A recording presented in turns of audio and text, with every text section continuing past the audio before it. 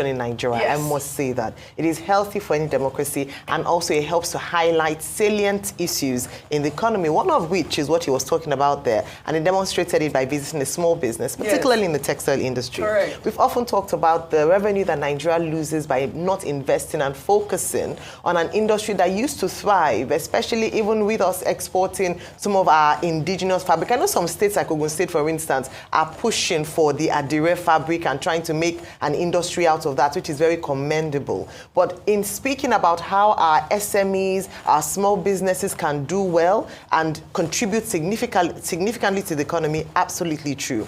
Recall that this administration in itself has been hammering on non-oil revenue from non-oil sector, so that we are able to diversify our income sources. Yes. This is absolutely correct. What happens when you invest in small and medium scale enterprises? Number one is that you create jobs. He talked about Elsie employing about 50 people in her staff, and imagine if she were able to scale up, able to attract investor by an environment, a business environment that supports businesses. This administration under Dr. Jumoke Oduwole has tried to engage with SMEs a lot. But I think it is important to understand that there are still a lot of barriers to small businesses thriving in Nigeria, whether it be the exchange rate, whether it be access to infrastructure, power, electricity they have to fend for themselves, making their prices high and not being able to compete favorably with their counterparts around the world. So it's just drawing back to the important role that they play in society, and to ensure that the government is able to harness this potential that has been underutilized. Only 30 seconds, please. I think the main story is about Peter Obi's health pause. Yes.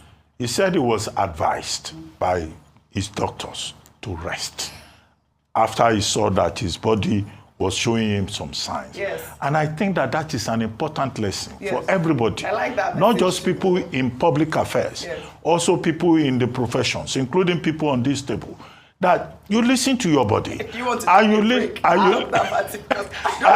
know where you are going with this message. And you listen to your doctors. Because these days we have something they call the sudden death syndrome. You see a lot of people, they will just collapse. One doctor, patriotic doctor, died after working non-stop for 72 hours.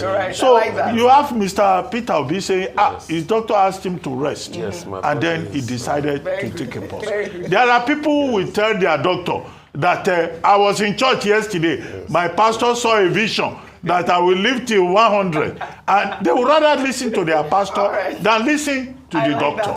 So, do you listen to your doctor? Yes. No, but I will take a pause. Dr. Matthew, your leave is not approved. No, it's not approved.